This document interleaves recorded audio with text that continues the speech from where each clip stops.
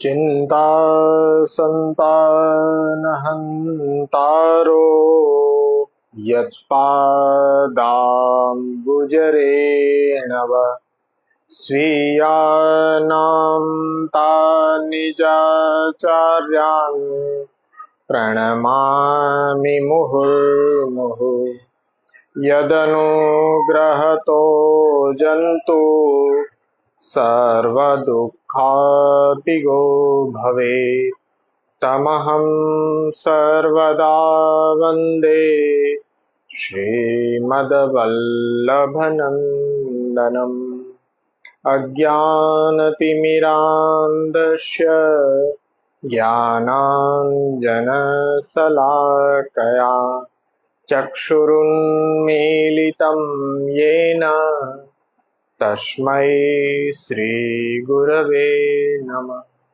नमामि हृदये शेषे लीलाक्षीराब्धिशायिनं लक्ष्मीसहस्रलीलाभिः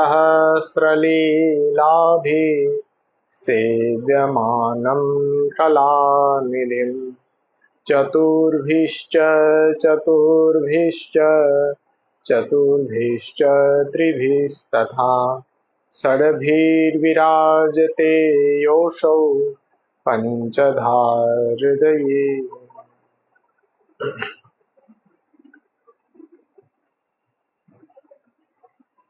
આજે પુષ્ટિમાર્ગીય યુવા શ્રી ગોકલેશ યુવા અભ્યાસ વર્ગ આપણે ઓનલાઈનના માધ્યમથી આજના નવયુવાનોને ખાસ કરીને પુષ્ટિ ભક્તિ સંપ્રદાયને અનુસરણ કરનારા યુવાનો માટે શ્રી મહાપ્રભુના વિચારને, શ્રી મહાપ્રભુની વાણીને આપશ્રીના ગ્રંથનું અધ્યયન સરળતાથી થાય એ આપણો હેતુ છે. અને સાંપ્રત સમયમાં પુષ્ટિ ભક્તિ સંપ્રદાયની અંદર જે અધ્યયન અધ્યાપનની પદ્ધતિ છે તેનાથી જ સંપ્રદાયનો સાચો આનંદ, સંપ્રદાયની અંદર જે સાધના પ્રણાલી છે એ સાધના પ્રણાલી કૃષ્ણ સેવા, કૃષ્ણ કથા એ આપણી સાધના પ્રણાલી છે. શ્રી કૃષ્ણના અનન્ય શરણાગતિ આ સાધના પ્રણાલીને અનુસરણ કરતા કરતા આપણે આપણા મુખ્ય ફલ કૃષ્ણ પ્રાપ્તિ સુધી પહોંચીએ એના માટે જેમ ભગવદ્ ગીતામાં પણ પ્રભુએ અર્જુન પ્રતિ પોતાની પ્રાપ્તિ માટેનો માર્ગ પ્રશસ્ત કર્યો છે, ભગવદ્ ગીતાની અંદર પણ કર્મ, જ્ઞાન, ઉપાસના અને ભક્તિ આવા વિવિધ માર્ગો છે. સ્વયં શ્રી મહાપ્રભુ પણ તત્વાર્થદીપ નિબંધની અંદર ભગવત પ્રાપ્તિ માટે વૈદિક માર્ગ અને ભક્તિ માર્ગનું નિરૂપણ કર્યું છે. એનાથી અધિક જ્યારે દસમ સ્કંદ સુબોધનીજીની અંદર આપ સ્વતંત્ર ભક્તિ માર્ગનું નિરૂપણ કરેલું છે. નિબંધની અંદર જેમ વૈદિક માર્ગ, ભક્તિ માર્ગ અને સુબોધનીજીની અંદર સ્વતંત્ર ભક્તિ માર્ગ જ્યારે બતાડવામાં આવ્યો ત્યારે આપણી સામે એક તો વૈદિક માર્ગ, ભક્તિ માર્ગ અને પાછો સ્વતંત્ર ભક્તિ માર્ગ, આ વિભિન્ન માર્ગો આપણી સામે આવતા આપણને સહેજે વિચાર થાય, સહેજે પ્રશ્ન થાય કે હકીકતે ભક્તિ માર્ગમાં કે વૈદિક માર્ગમાં કે સ્વતંત્ર ભક્તિ માર્ગમાં આ ત્રણેય માર્ગમાં શું અમુક અધિકારીઓ માટે અમુક માર્ગ મુખ્ય હોય કે પછી अन्य अधिकारीओ माटे अन्य मार्गने अवलंबन करीने प्रभु प्राप्ति, आ 3 मार्ग बताववानुं कारण शुं? एकबीजाथी शुं कोई मार्ग चढ़ियातो छे? आवो प्रश्न सेजे आपणने थाय अने संदेह ए बाबतनो थाय के स्वतंत्र भक्ति मार्गनो ज्यारे प्रसंग उपस्थित थई रह्यो छे, श्री महाप्रभुए ज्यारे स्वतंत्र भक्ति मार्ग बताड्यो छे तो एमां साधन तरीके सेवानुं स्वरूप शुं हशे? साधन तरीके सेवानुं स्वरूप क्या प्रकारनुं हशे? ए सेवाने अनुसरण करनारो अधिकारी कोने गणवो? अने ज्यारे आवा प्रश्नो आपणा हृदयमां आवे त्यारे संप्रदायनी अंदर बहु जरूरी छे के कोई पण संशय, कोई पण प्रश्न एनुं समाधान आपणी रीत छे के आचार्य वचनो, ए आचार्य वचनो आधारित आपणा प्रश्नोनुं समाधान, आपणा संशयनुं समाधान आपणे मेळवी शकीए। नहीं के कोई कर्ण उपकर्ण वातो सांभळीने के कोई घणा टाइमथी अनुसरण करी रह्यो छे तो ए अनुभवी छे, वयोवृद्ध छे, उंमरमां पण मोटो छे तो ए जेम कहेता होय ए ज साचुं नहीं। आपणे स्वयं श्री महाप्रभुजीना ग्रंथोनुं अध्ययन करी स्वयं आपणे आपणी शंकानुं समाधान प्राप्त करवा माटे प्रमाणिक विचार, हकीकते कोई पण प्रश्न आवे छे तो एनी प्रमाणिक विचार करवो बहुत जरूरी छे। जे मनमा आव्युं ए आपणे निर्णय लई लीधो के जे मनमा आव्युं तुक्को कोई लगाड़ी दीधो तो आपणने ए प्रश्ननुं समाधान आपणने मळी गयुं नहीं, ते तो अज्ञान छे, आपणी अणसमज छे। परंतु संप्रदाय खास करीने आपणो पुष्टि भक्ति संप्रदाय छे तो एनी अंदर अनुयायी वर्गने कोई संशय प्रश्न थई रह्यो छे तो एनुं समाधान प्राप्त करवा माटे सौप्रथम ए आचार्य त्रयी श्री महाप्रभु पुष्टि भक्ति संप्रदाय ने जेमणे प्रगट कर्यो त्यार पछी श्री गोपीनाथजी आपना ज्येष्ठ आत्मज, त्यार पछी आपना द्वितीय आत्मज प्रभुचरण श्री गुसाईजी, आ आचार्य त्रयी ना वचनो आपणा माटे वेद तुल्य छे, ए आपणा माटे श्रुति वचन छे। सौप्रथम जे पण काई संशय छे एनुं समाधान आ आचार्य त्रयीना वचनो आधारित आपणे एनुं समाधान गोतवा प्रयत्न करवो जोईए। त्यार पछी आ आचार्य त्रयीना वचनोने समजाववा माटे ते पछीना आचार्योनी जे परंपरा आपणी छे सातेय बालको, एमां श्री गोकुलनाथजी, श्री रघुनाथजी खास करीने, त्यार पछी सातेय बालको पछी श्री हरिरायजी, श्री कल्याणरायजी, श्री पुरुषोत्तमजी, श्री द्वारकेशजी, अद्यापि पर्यंतना जे पण महान आचार्यो छे के जेमणे प्रामाणिक विचार कर्यो। प्रामाणिक विचार कर्यो एटले के आचार्य वचनो अने आचार्य वचनो ने जे महाप्रभुए प्रस्थान चतुष्टय उपर एक सूत्रित करीने जे सिद्धांतोनो निर्णय आप्यो ए आधारित विचार करवो एने प्रामाणिक विचार कहेवाय। तो एवा जे आचार्यो छे आपणी आचार्य परंपराना तो सातेय बालको, श्री हरिरायजी, पुरुषोत्तमजी, द्वारकेशजी, कल्याणरायजी एमणे आचार्य त्रयीना वचनो उपर विचार कर्यो अने टीका ग्रंथो रच्या। ए पण आपणे जोवानी खास आवश्यकता छे के जेथी करीने आचार्य त्रयीना वचनो छे एनो कोई आपणे अर्थनो अनर्थ न करी नाखीए, એટલા માટે એ વચનોને ક્યાં આધાર ઉપર સમજવા તો એ જે આચાર્ય પરંપરાના આચાર્યો થઈ ગયા એમના જે ટીકા ગ્રંથો, વ્યાખ્યા ગ્રંથો છે એ આપણા માટે સ્મૃતિ વચન છે, તો એનો પણ વિચાર કરવો જોઈએ।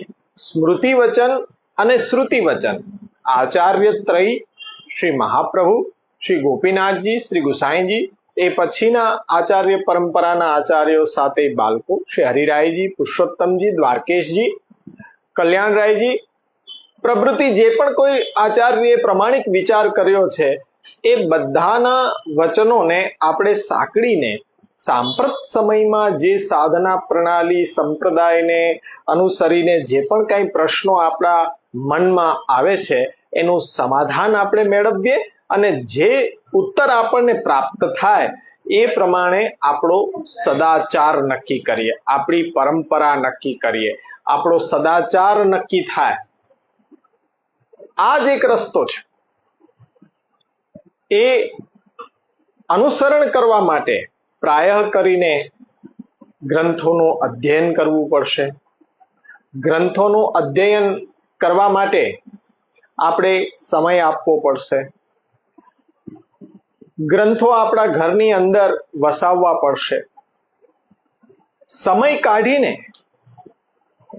આપણા વર્તમાન દૈનંદિન જીવનમાં દરેક માટે આપણે સમય કાઢીએ, પરંતુ દુર્ભાગ્યવશ આપણા સંપ્રદાય માટે જ આપણે સમય નથી કાઢી શકતા.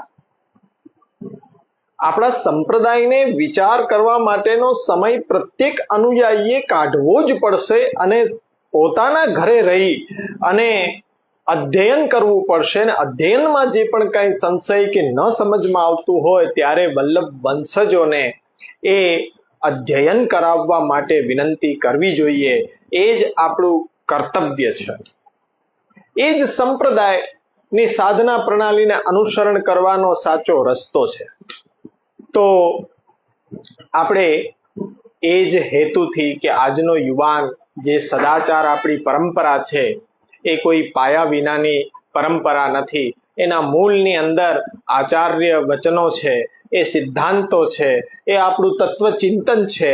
એ આધારિત ઉપરથી સિદ્ધાંતો નક્કી થયા. એ આધાર ઉપરથી આપણું વ્યવહારિક જીવનની અંદર એ સિદ્ધાંતો કેવી રીતના પ્રેક્ટિકલી રીતે ઇમ્પેક્ટ કરવા એનું સાચું જ્ઞાન આપણે મેળવીએ છીએ. અને અંતમાં આપણને જે યોગ્ય લાગે છે એ આપણે સ્વસ્ય ચ પ્રિયાત્મનઃ આપણે આપણી દૈનંદિન જીવનની જે દૈનંદિન દિનચર્યા છે એ નક્કી કરીએ છીએ. તો સૌપ્રથમ એક આઈડેન્ટિટી આપણી એ આપણે ખાસ ધ્યાનમાં રાખવા જેવી છે કે આપણે સૌ પુષ્ટિ ભક્તિ સંપ્રદાયના અનુયાયી છીએ.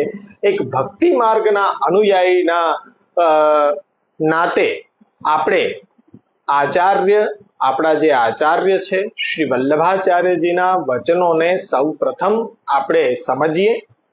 કારણ કે આપશ્રીનું સૌ પ્રથમ એ જ આજ્ઞા છે કે શાસ્ત્રમ અવગત્ય મનોવાગ દેહે કૃષ્ણ સેવ્ય. આ આપણો પુષ્ટિ ભક્તિ સંપ્રદાયનો પ્રારંભિક સિદ્ધાંત છે. તો શાસ્ત્રને સમજવા જોશે, શાસ્ત્રને ભણવા જોશે, શાસ્ત્રનું અધ્યયન કરવું પડશે. તો અને તો જ સંપ્રદાયની સાચી સમજ આપણે લઈ શકશું. અન્યથા તો સંપ્રદાયની અંદર જે પણ કાર્ય થવાનું હોય એ કાર્ય વર્તમાન સમયમાં થઈ રહ્યું છે કે નહીં, તો એનો નિર્ણય કેવી રીતના અનુયાયી વર્ગ લઈ શકે. એટલા માટે જરૂરી છે કે સંપ્રદાય માટે પણ થોડો સમય આપણે કાઢીએ. તો એવા શુભ હેતુથી દર ગુરુવારે વર્તમાન સમયની અંદર થોડો વરસાદી માહોલ હોય એટલે ઓનલાઈનના માધ્યમથી દરેક પોતાના સ્વગૃહે રહી અને આ લાઈવ અથવા આના પછીની આની જે લિંક આવે એ સાંભળે, પણ કોઈ ને કોઈ માધ્યમથી આપણે સંપ્રદાય માટે સમય કાઢીએ, સંપ્રદાયને વિચારીએ અને પછી એને અનુસરણ કરીએ તો જલ્દીથી આપણા શંકા, પ્રશ્નો, સંશય એનું સમાધાન પ્રાપ્ત થાય ને આપણે સંપ્રદાય થકી ફલ સુધી પહોંચી શકીએ. તો અહીંયા જ્યારે ભક્તિ માર્ગ, સ્વતંત્ર ભક્તિ માર્ગ, વૈદિક માર્ગ, આવા માર્ગો સામે આવી રહ્યા છે પ્રભુ પ્રાપ્તિના, તો તેમાંથી કોઈ માર્ગ ચડિયાતો છે કે બધા માર્ગ સરખા છે? સ્વતંત્ર ભક્તિ માર્ગની વાત આવે તો કે ભાઈ ભક્તિ માર્ગનો તો ખ્યાલ આવ્યો, પણ સ્વતંત્ર ભક્તિ માર્ગની અંદર સેવાનું સ્વરૂપ શું હશે? એ સેવા વિશિષ્ટ પ્રકારની હશે. તો એ સેવા કરનાર અધિકારી કોણ? તો એ વસ્તુનો સમાધાન શ્રી મહાપ્રભુજી આ સિદ્ધાંત મુક્તાવલી ગ્રંથ જે આપણે અભ્યાસ કરી રહ્યા છીએ તેનું એક આ પુનરાવર્તન છે કે આપણે 3 શ્લોક સુધી અધ્યયન કર્યું છે પાછું પાછું સ્મરણ કરીને, કારણ કે શિક્ષણની પદ્ધતિ સાચી આ છે કે આવર્તન પદ્ધતિથી કે જે આપણે શ્લોક ભણી ગયા હોઈએ, જ્યારે પુનઃ આપણે એકત્રિત થઈએ ત્યારે કરેલા શ્લોકોનું આપણે વિહંગ અવલોકન કરી અને પછી આગળનો ભલે એક જ શ્લોક થાય પણ પાછળનું જે છે એ ભૂલાવવું જોઈએ નહીં. તો જ એ પૂર્વાપર સંગતિ રહે અને તો જ અભ્યાસનો આનંદ આવે. તો આપણે પ્રથમ શ્લોકની અંદર જોયું હતું કે આ જે સંશય છે કે સેવાનો પ્રકાર શું હોઈ શકે, સેવાનું સ્વરૂપ સાચું શું, અધિકારી કોણ, તો આ સિદ્ધાંત મુક્તાવલી ગ્રંથની અંદર આ સ્વતંત્ર પુષ્ટિ ભક્તિ માર્ગની અંદર એ સ્વતંત્ર જે ભક્તિ છે તેની સેવાનું સ્વરૂપ બતાડતા આપ આજ્ઞા કરે છે, નત્વા હરિમ પ્રવક્ષ્યામિ સ્વસિદ્ધાંત વિનિશ્ચયમ. હવે સ્વસિદ્ધાંત કહેવાનો આપે નિશ્ચય કર્યો છે, પણ હરિ છે સર્વ દુઃખના હર્તા છે. એ હરિને નમન કરીને, કારણ કે જીવ દ્રષ્ટિએ આપણે પ્રયત્ન શેના માટે હોય છે, તો મહાપ્રભુજી જાણી રહ્યા છે કે જીવા સ્વભાવ તો દુષ્ટા દોષા ભાવાય સર્વદા. એ પ્રભુની ભક્તિ તરફ નથી વળવાનો જ્યાં સુધી એને ઈચ્છિત પોતાનું જે પણ કાર્ય છે પાર ન પડે ત્યાં સુધી એ પ્રભુની સન્મુખ કે ભક્તિ માર્ગ તરફ ચાલવા તૈયાર નહીં થાય. એટલા માટે મહાપ્રભુજી અહીંયા નત્વા હરિમ, હરિ સંબોધન અહીંયા પ્રભુનું નામ હરિ જ કેમ, તો કે ભાઈ જીવ દ્રષ્ટિથી, જેમ બાલબોધ ગ્રંથની અંદર આપણે જોઈ ગયા કે જીવ દ્રષ્ટિએ પુરુષાર્થ એટલે શું, તો કે ભાઈ દુઃખ દૂર કરવા અને સુખની પ્રાપ્તિ કરવી. તો અહીંયા મહાપ્રભુજી એ દુઃખ દૂર કરવાની જો કોઈને ઈચ્છા હોય તો મહાપ્રભુજી કહે છે કે એના માટે બહુ કઈ મોટો ઉપદેશ આપવાની જરૂર નથી. નત્વા હરિમ, બે હાથ જોડીને હરિને વંદન કરો. હરિ કહેતા, હરિ શબ્દની વ્યુત્પત્તિ મહાભારતમાંથી મળી રહી છે કે હરિ કહેતા, જેમ અગ્નિમાં આહુતિ નાખતા એ આહુતિ દેવ સુધી પહોંચે છે, એવી રીતના હરિ કહેતા એ જીવાત્માના સંપૂર્ણ દુઃખોને હું હરી લઉં છું. એટલે ત્યાર પછી પોતાના અંતરંગ જે દેવી જીવો છે એના માટે સ્વસિદ્ધાંતનો વિનિશ્ચય, અન્યાશ્રય છોડી, અસમર્પિત વસ્તુ છોડીને જ્યારે ભક્તિ માર્ગ ઉપર ચાલવા માટે કમર કસી રહ્યા છે ત્યારે મહાપ્રભુજી ઉપદેશ આપવાની ઈચ્છા કરી રહ્યા છે, સ્વસિદ્ધાંત વિનિશ્ચય. એ બધા જ સિદ્ધાંતો જે છૂટા છવાયા શાસ્ત્રોની અંદર અને જે સ્વતંત્ર દ્રષ્ટિયા શ્રી મહાપ્રભુ આજ્ઞા વસ્તુતઃ કૃષ્ણ એવ, કૃષ્ણ જ આજ્ઞા કરી રહ્યા છે. મહાપ્રભુજી વસ્તુતઃ કૃષ્ણ એવ છે, મહાપ્રભુજી જ કૃષ્ણ છે, કૃષ્ણનો જ અવતાર, કૃષ્ણના મુખારવિંદ રૂપ અગ્નિ વિશ્વાનર સ્વરૂપે ભૂતલ ઉપર સન મનુષ્યાકૃતિમાં આપણે ઉદ્ધાર માટે દૈવોદ્ધાર પ્રયત્નાત્મા જ્યારે પ્રગટ થયા છે ત્યારે એ સ્વસિદ્ધાંતનો વિનિશ્ચય, વિનિશ્ચય એટલે કે એવી રીતના સંકલિત કરીને આપણી સામે ઉપસ્થિત કરી રહ્યા છે કે હવે એમાં આગળ જતા કોઈ સંશય રહે નહીં. તો આ સ્વતંત્ર ભક્તિ માર્ગના સેવાનું સ્વરૂપ શું હોઈ શકે? કૃષ્ણ સેવા સદા કાર્ય. કૃષ્ણની સેવા એ પુષ્ટિ ભક્તિ સંપ્રદાયના પ્રાણ છે. આપણને ખ્યાલ છે કે જો આપણા દેહની અંદર એ જીવાત્મા ન હોય તો દેહ છે એ કંઈ કામનો નથી. એવી રીતના પુષ્ટિ ભક્તિ સંપ્રદાયની અંદર એ કૃષ્ણની સેવા છે એ પ્રાણ છે. જો કૃષ્ણની સેવા નથી તો પુષ્ટિ ભક્તિ સંપ્રદાય આપણને કઈ રીતના ફલીભૂત થઈ શકે?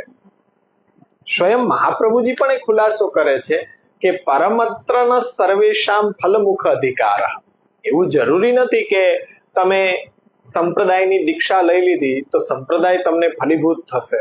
સંપ્રદાય ફલીભૂત ત્યારે થશે કે જ્યારે આપશ્રીના વચનો સિદ્ધાંતો આધારિત જીવન જીવવા માટે આપણે પ્રયત્નશીલ બનીએ ત્યારે સાચા અર્થમાં નક્કી થાય કે આ સંપ્રદાય આપણને ફલની દિશા તરફ લઈ જઈ શકશે કે નહીં, એના માટે જરૂરી છે આપણા સિદ્ધાંતોનું જ્ઞાન હોવું.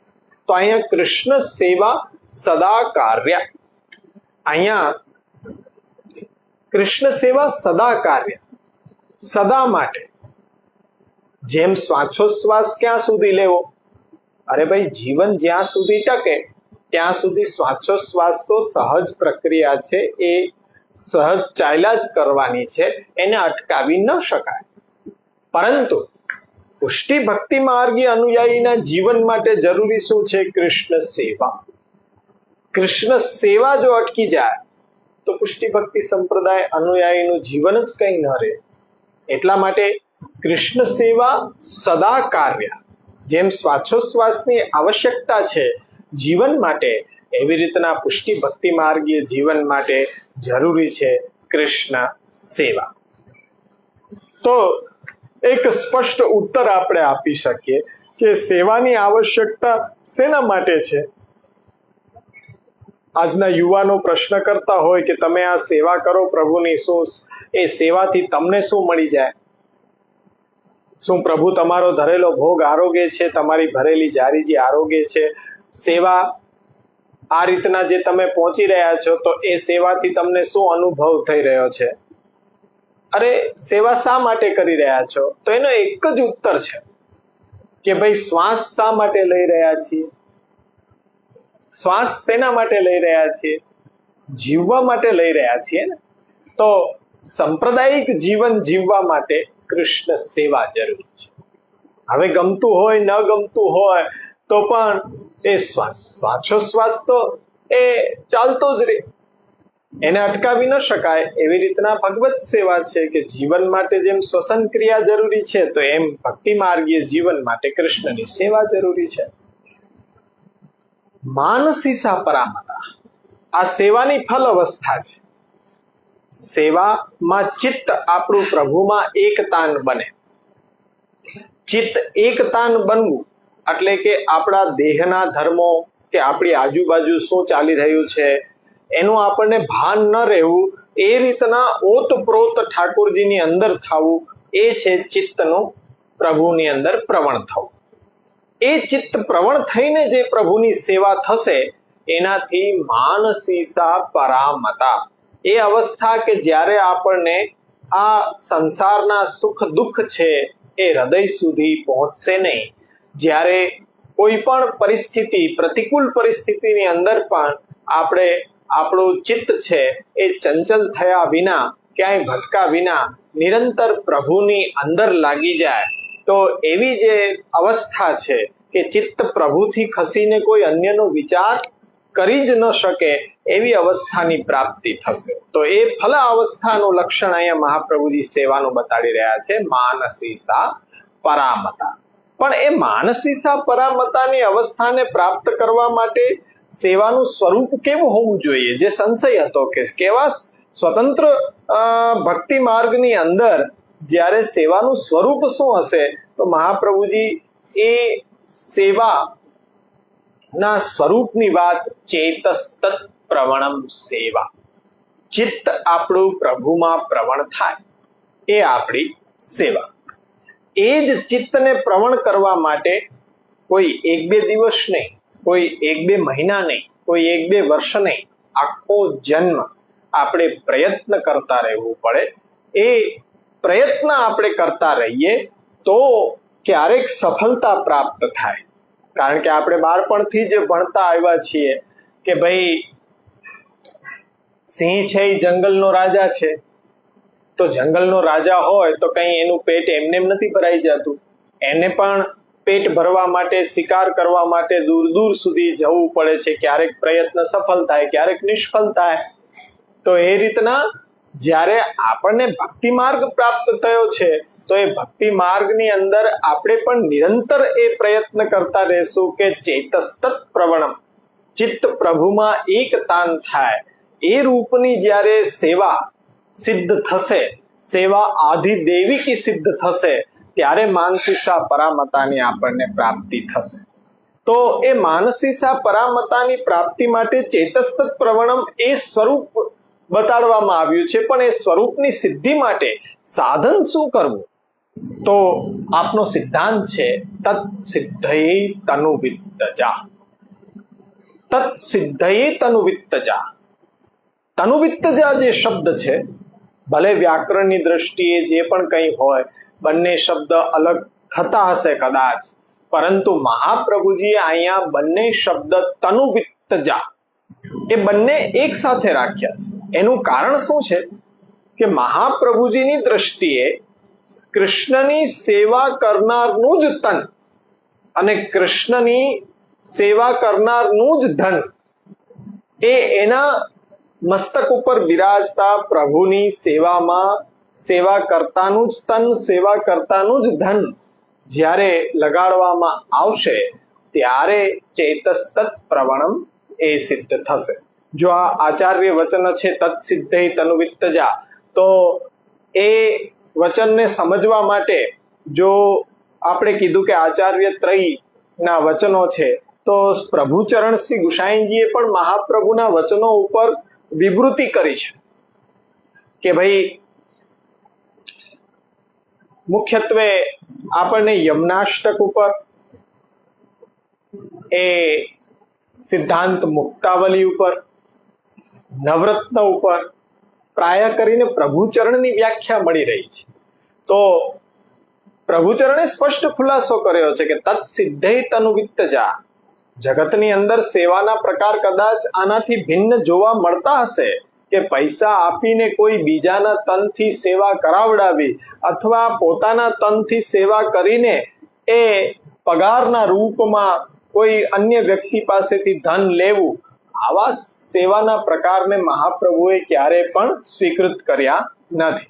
મહાપ્રભુજીએ તો તત્ સિદ્ધૈ તનુવિત્તજા એટલે કે કરતા એક જ હોવો જોઈએ, એનું જ તન અને એનું જ ધન જ્યારે પોતાના નિજ ગૃહમાં પોતાના સેવ્ય પ્રભુમાં જ્યારે લાગશે ત્યારે જ ચેતસ્તત પ્રવણમ સિદ્ધ થશે. અન્યથા કોઈ પણ પ્રકારે એ ચેતસ્તત પ્રવણમ સિદ્ધ થઈ શકશે નહીં.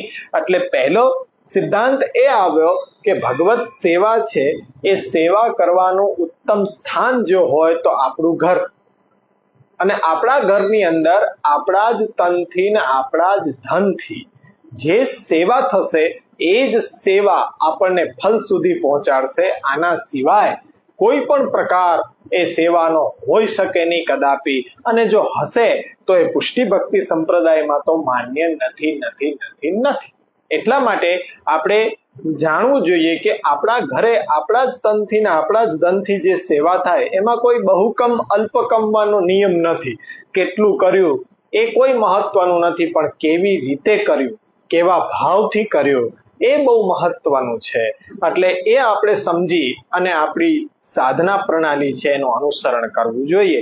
તો ત્યાં એ સાધન લક્ષણ પણ બતાડ્યું તત્ સિદ્ધૈ તનુવિત્તજા, અને સાથે સાથે અવાંતર ફલ જે આપણને પ્રાપ્ત થવાના છે એનો પણ આપે ત્યાં આપણને અંદેશો આપ્યો છે કે આવી સેવા કરવાથી ગિફ્ટના રૂપમાં તતઃ સંસાર દુઃખસ્ય નિવૃત્તિર બ્રહ્મબોધનમ.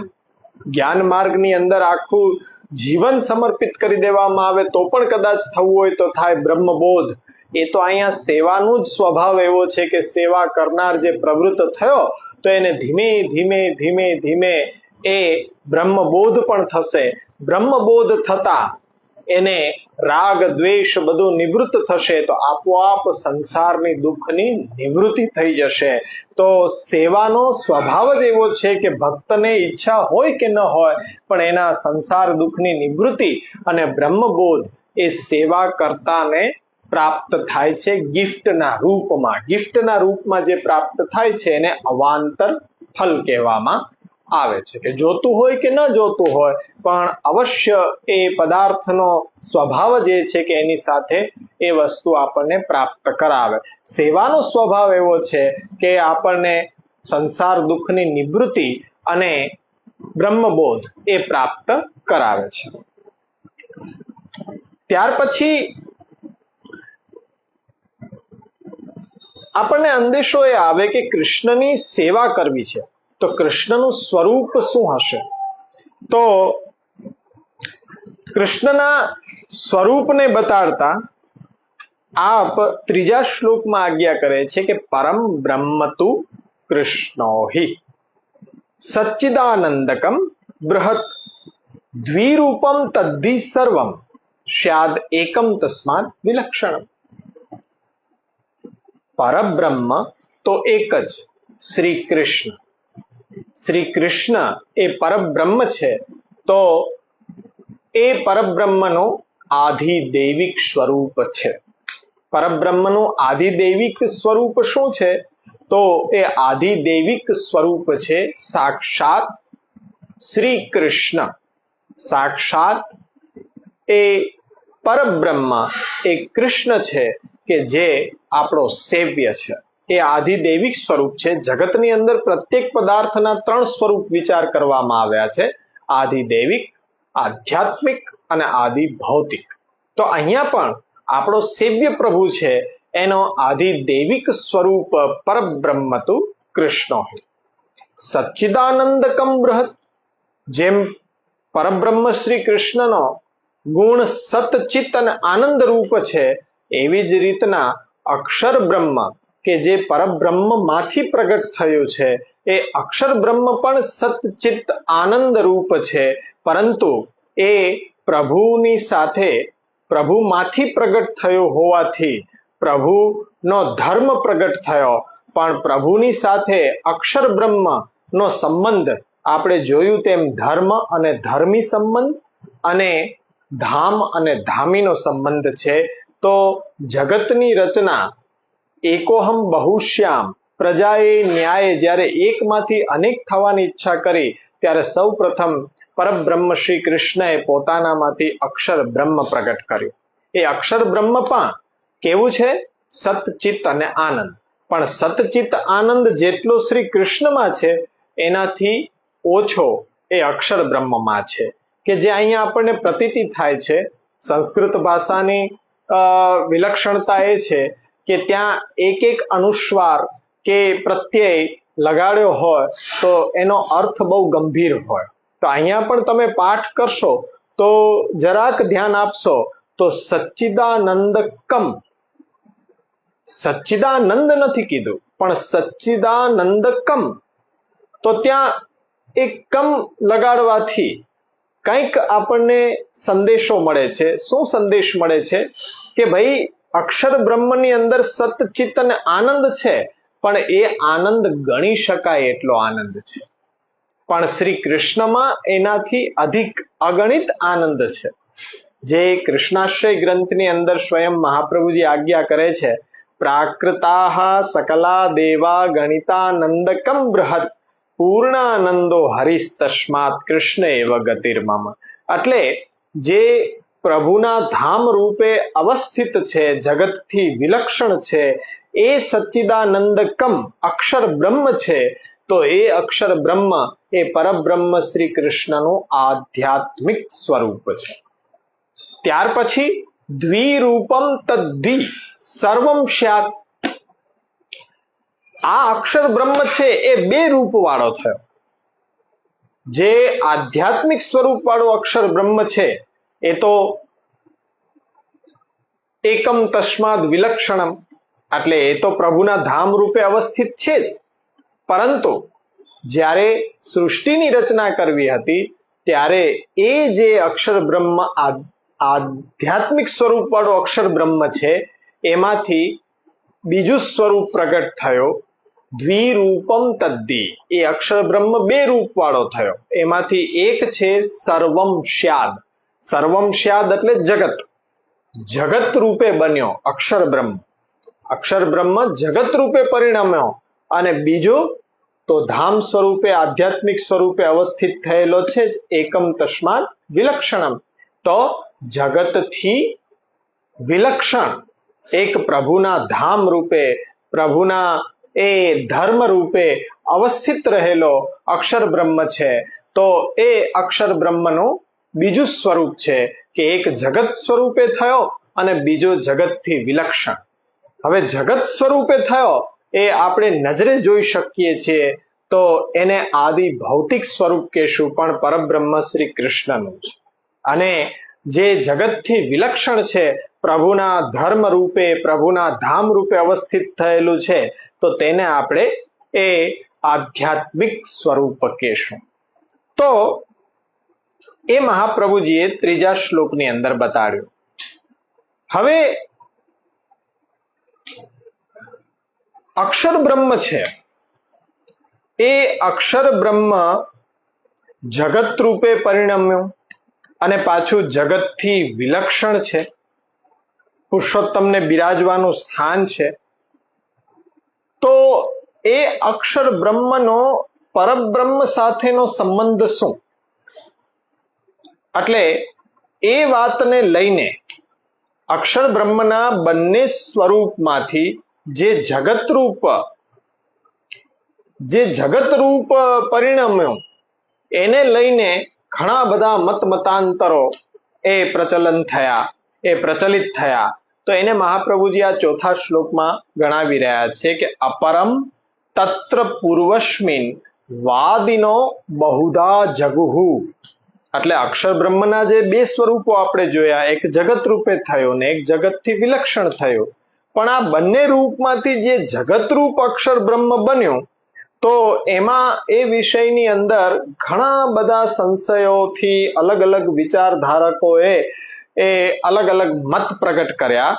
વાદિનો બહુધા જગુહુ, એ ઘણા બધા વાદ છે એ કહેવામાં આવ્યા. કેવી રીતના? તો કે માયિકમ એટલે કે માયાવાદીઓનો વાદ છે. માયિકમ એટલે જગતને માયાથી જોઈ રહ્યા છે.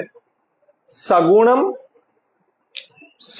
એટલે સૃષ્ટિના જે ત્રણ ગુણ, ત્રિગુણાત્મક જે પ્રકૃતિ છે, તો સત્વ, રજ અને તમ, આ ત્રણેય ગુણથી જે માની રહ્યા છે, તો એ સાંખ્ય મતવાળાઓનો વિચાર છે. કાર્યમ છે એ ન્યાયિકોનો મત છે કે જગત છે એ ઈશ્વરનું કાર્ય છે.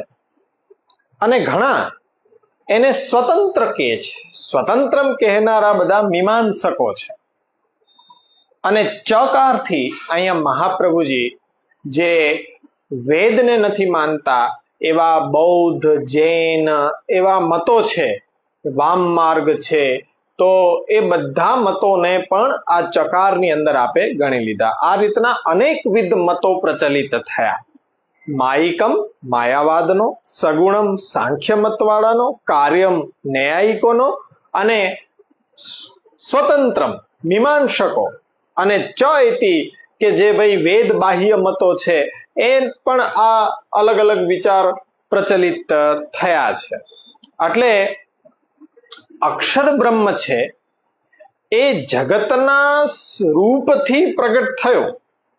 હવે એ બધાને ખરેખર મગજમાં આવતું નથી. ત્યાં જેમ અંધારામાં દોરડું પડ્યું હોય તો એમાં સર્પની ભ્રાંતિ થાય, દરિયા કિનારે છીપ પડ્યું હોય અને ચંદ્રના કિરણો એના ઉપર પડે તો ચાંદી જેવી ભ્રાંતિ થાય. તેવી રીતના માયાવાદીઓ એમ કે છે કે ભાઈ નિર્ગુણ બ્રહ્મમાં તમને જગતની ભ્રાંતિ થઈ રહી છે, જગત કોઈ અલગ કોઈ સ્વરૂપ જગતનું નથી. એટલે માયાયુક્ત ઈશ્વરે આ જગત બનાવ્યું છે, માયાવાદીઓ એમ માને છે. સાંખ્ય મતવાળા એમ કહે છે કે સત્વગુણ, રજોગુણ અને તમોગુણ, આ ત્રણેય ગુણથી જગત બન્યું છે. સાંખ્ય મત કહેવાથી એની અંદર આપણે જાણીએ છીએ કે યોગ મત પણ આવી જ જાય છે. તર્કશાસ્ત્ર વાળા ન્યાયિકો એમ કહે છે કે પૃથ્વી, જલ, તેજ, વાયુ, આ બધાના નાના નાના કણો એટલે કે પરમાણુ, એ બધા કણોમાં ઈશ્વર ઈચ્છાથી કંઈક ક્રિયા ઉત્પન્ન થઈ અને એ બધા એકબીજાથી મળી જવાથી એક નૂતન કાર્યનો આરંભ થયો, એ જગત છે. એટલે કાર્ય માને છે ન્યાયિકો એને. એટલે આ રીતના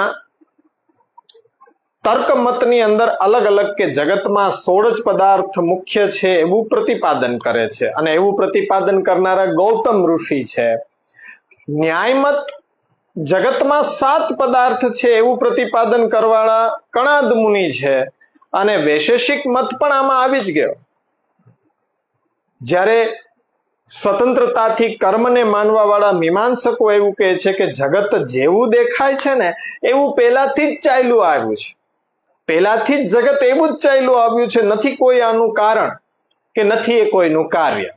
તો એ રીતના મીમાંસકો માને છે. બૌદ્ધ, આર્હત, લોકાયતિક, નાસ્તિક મતો છે એ પણ આ જ રીતના ઘણા બધા એમાં વિચારો રજૂ કરે છે. તો અહીંયા એક વાત આપણે સમજી લઈએ કે અક્ષર બ્રહ્મ કે જે જગત રૂપે પરિણમ્યો એને લઈને ઘણા બધા સંશયો જ્યારે કરવામાં આવ્યા ત્યારે એનું નિરાકરણ હવે શ્રી મહાપ્રભુજી કરી રહ્યા છે. 5મો શ્લોક આવી રહ્યો છે. તદ એવેતત પ્રકારેણ ભવતીતિ શ્રુતેર્મતમ. હવે અક્ષર બ્રહ્મ જગત રૂપ બન્યો એનું નિરાકરણ આપણા સ્વતંત્ર વિચારથી નહીં, પરંતુ વેદ સહમત. વેદ શું કહે છે, વેદની શ્રુતિઓ શું કહે છે? વેદની શ્રુતિઓ એમ કહે છે કે સ હેતાવાનસ, જે કાંઈ બન્યું છે તે બ્રહ્મ જ બન્યો છે. સર્વમ ખલુ ઇદમ બ્રહ્મ, એટલે કે જે કાંઈ બન્યો છે એ બ્રહ્મ પોતે જ બધું બન્યો છે. તો સર્વમ ખલુ ઇદમ બ્રહ્મ તજ્જલાન, આટલી બધી જે શ્રુતિઓ છે એના વિચારથી નક્કી એ જ થાય છે કે એ જ બ્રહ્મ માંથી આ જગત છે એ પ્રગટ થયો, ખુદ બ્રહ્મ જ આ જગત રૂપ બન્યો છે. તો મહાપ્રભુજી કહે છે કે અમારા માટે તો વેદ જે કહી રહ્યું છે એ જ પ્રમાણ, એટલે આ બધી શ્રુતિઓથી આપે એનો નિરાશ કર્યો આ બધા વાદનો કે તદ એવેતત પ્રકારેણ ભવતીતિ શ્રુતેર્મતમ. જે શ્રુતિનો મત છે એ જ અમારો મત છે કે જગત એ બ્રહ્મ છે, પોતે જગત રૂપ બન્યો. તો એ વાતને અમે સ્વીકાર કરી રહ્યા છીએ. અને એ ગંગાજીનું દ્રષ્ટાંત ત્યાં આપ આપી રહ્યા છે કે દ્વિરૂપમ ચાપી ગંગાવજ જ્ઞેયમ સા જલરૂપિણી. એટલે તેમાં જેમ અક્ષર બ્રહ્મ 2 રૂપ વાળો છે તો એને ગંગાજીના રૂપમાં જાણવું જોઈએ. ગંગાજીના રૂપને કેવી રીતના? તો કે એક તો ગંગાજીનો જલ પ્રવાહ જે આપણે નરી આંખે જોઈ શકીએ છીએ તો એ આદિ ભૌતિક સ્વરૂપ છે. એવી રીતના જગત જે છે એ અક્ષર બ્રહ્મ જગત રૂપે પરિણમ્યો, એ બ્રહ્મ જ જગત રૂપે પરિણમ્યો. તો એ જગત જે નરી આંખે દેખાય છે એ આદિ ભૌતિક સ્વરૂપ છે. દ્વિરૂપમ ચાપી ગંગાવત જ્ઞેયમ સા જલરૂપિણી. હવે બીજું કે ગંગાજીનો પ્રવાહ જ્યાં વહી રહ્યો છે એ તીર્થ, એ તટ ગંગાજીનો, તો ત્યાં મહાત્મ્ય આપણને, મહાત્મ્ય જ્ઞાન સંયુક્ત આપણને જે દર્શન થઈ રહ્યા છે એ આધ્યાત્મિક સ્વરૂપ છે. એ આધ્યાત્મિક સ્વરૂપ છે તીર્થરૂપ ગંગાજીનું, કે જ્યાં ગંગાજીનો પ્રવાહ વહી રહ્યો છે ત્યાં એ પ્રવાહને કારણે તટનું મહત્વ છે. બાકી જો ગંગાજીના જલને આપણે નાની લોટી ભરીને ઘરે લઈ આવીએ અને ઘરે સ્નાન કરીએ તો એ ગંગા સ્નાનનું ફળ આપણને મળતું નથી. કેમ કે ત્યાં ગંગાજીનો પ્રવાહ અવિરત વહી રહ્યો છે, ત્યાંથી તટનું મહાત્મય છે કે એ તટ ત્યાં ઊભા રહીને આપણે એ ગંગાજીમાં ડૂબકી લગાડીએ તો ગંગા સ્નાનનું ફળ આપણને મળે, આપણા બધા એ દોષ છે દૂર થાય. પરંતુ જો એ ગંગાજલને ઘરે આપણે એક ગ્લાસ ભરીને લઈ આવીએ અને આપણે ઘરે આવીને સ્નાન કરીએ તો એ ત્યાં મળતું નથી ગંગા સ્નાનનું ફળ. જો આવું મળતું હોત તો અત્યારના દ્રવ્ય પાત્રો બધા પોતાના ઘરે જ ગંગાજીને એ બિરાજાવી લેત ને, કે વાસણ મોટું બનાવી અને ત્યાં એ ગંગાજીને ઘરની અંદર જ બધા ધનિક છે, ધનાઢ્ય લોકો છે, બધા પોતે ઘરે જ એ રીતના સ્નાન કરી લે.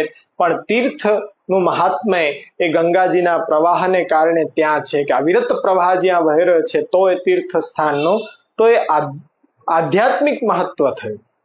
એવી જ રીતના અક્ષર બ્રહ્મ કે જે દ્વિરૂપમ તદ્વિ સર્વમ સ્યાદ એકમ તસ્માદ વિલક્ષણમ, જે વિલક્ષણ છે, જગતથી વિલક્ષણ પ્રભુના ધર્મ રૂપ, પ્રભુના ધામ રૂપ, તો એ આધ્યાત્મિક સ્વરૂપ અક્ષર બ્રહ્મનું છે.